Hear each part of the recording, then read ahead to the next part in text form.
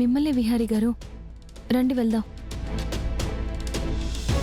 కనకం, నాకు రావటం ఇష్టం లేదు.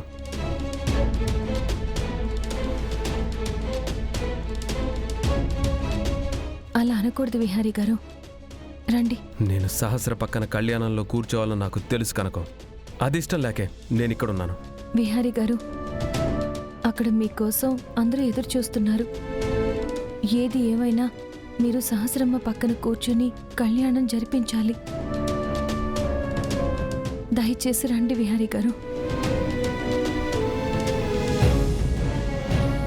అవును బాబు, మీరిప్పుడు వెళ్ళకపోతే పద్మాక్షమ్మ ఊరుకోరు కదా బాబు.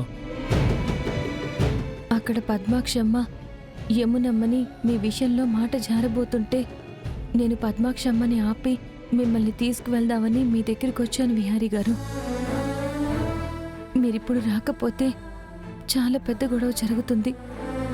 దయచేసి రండి విహారీ గారు.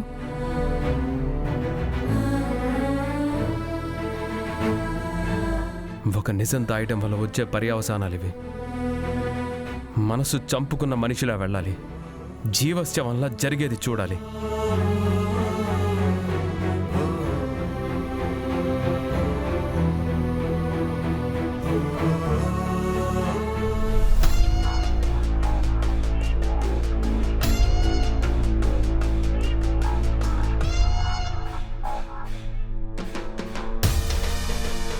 నన్ను ఫేస్ చేయడానికే నువ్వు భయపడేవాడివి.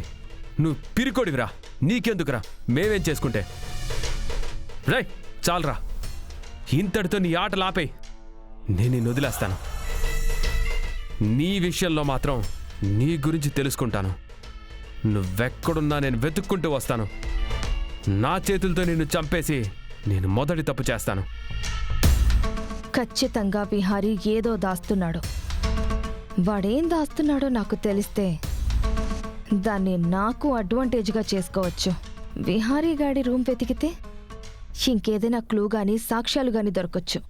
అందరూ కళ్యాణం హడావిడిలో ఉన్నారు. వెంటనే విహారీ రూమ్ సెర్చ్ చేస్తాను.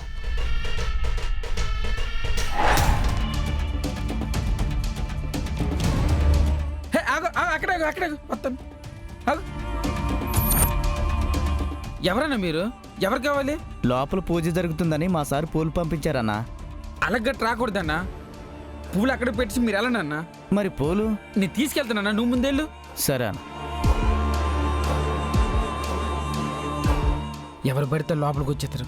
సమయానికి వాచ్మెన్ కూడా లేడు. రంగనా, రంగనా,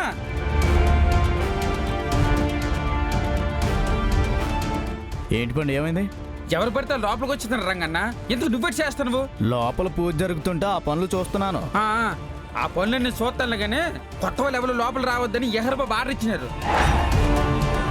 నువ్వు ఎక్కడ ఉండు, లోపల కౌలుకి రానివ్వకు. అలాగే, నాకు తెలియదు కదా పండు. ఇప్పటి నుంచి గేట్ దాటి కొత్త వాళ్ళు ఎవరు రాకూడదు. నువ్వే జాగ్రత్త చూసుకో. ఎవరైనా కొత్త వాళ్ళు లోపలికి వచ్చినారనుకో, విహారబాబు బస్సులు ఊరుకోరు. జాగ్రత్తగా ఉండు. అలాగే పండు. సరే సరే, ఈ గేట్ వేసుకో. లోపల చాలా పనులను చూసుకోను నేను.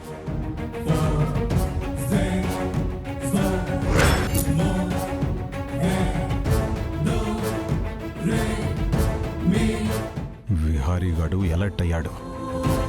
కొత్త వాళ్ళని రానియకపోతే వాళ్ళ ఇంట్లో ఏమీ జరగదని నమ్మకమా? నేను బయటే ఉంటాను, కానీ లోపల జరగాల్సిన విధ్వంసం జరగాలి.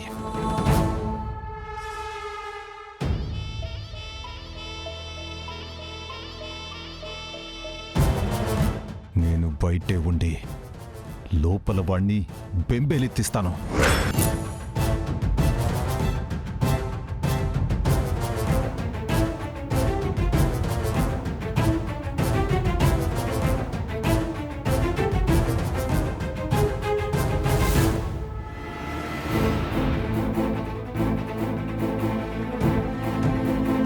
బాబు, పూజకి ఆలస్యమవుతోంది. మీరు మీ భార్య ఇద్దరూ వెళ్ళి కళ్యాణానికి రాములవారి విగ్రహం తీసుకురండి. అలాగే స్వామి. శాస్త్ర వెళ్ళు.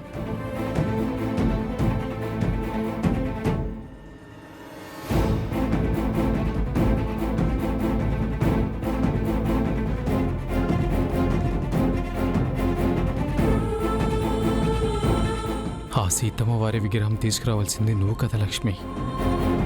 నీ స్థానాన్ని నువ్వు త్యాగం చేస్తున్నావా తల్లి?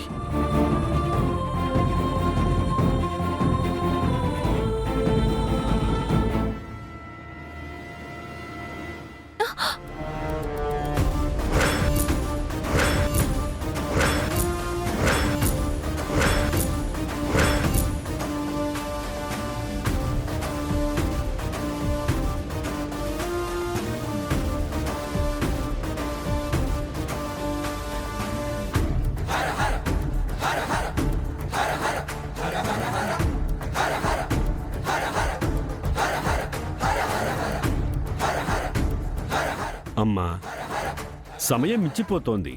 ఆ విగ్రహాన్ని అక్కడ పెట్టండమ్మా.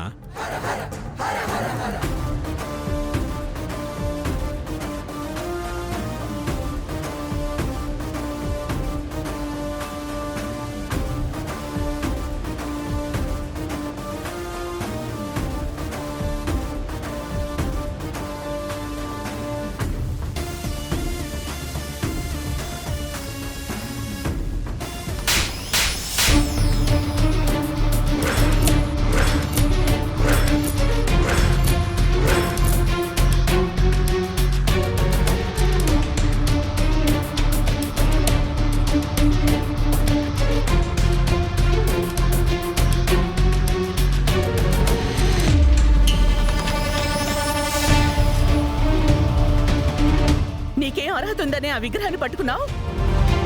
పని మనిషివి పని మనిషిలా ఉండకుండా ప్రతి దాంట్లోనూ తగుదనమ్మా అంటూ దూరుతున్నావు.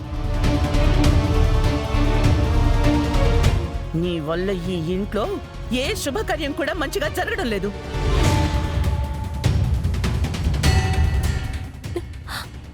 అమ్మా, అది కాదమ్మా. అసలు నువ్వు ఆ విగ్రహాన్ని ఎందుకు ముట్టుకున్నావే?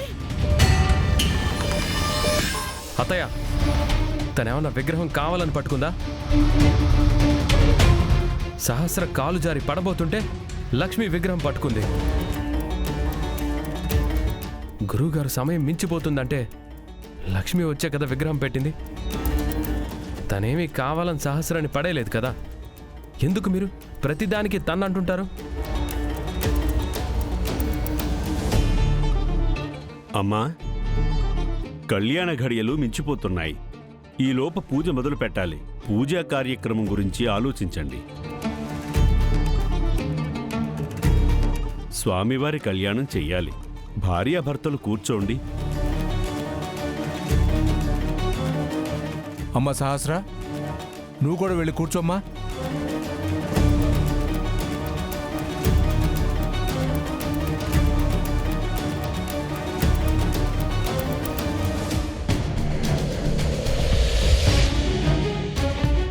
ఏంటి విహారీ, వెళ్ళి కూర్చో.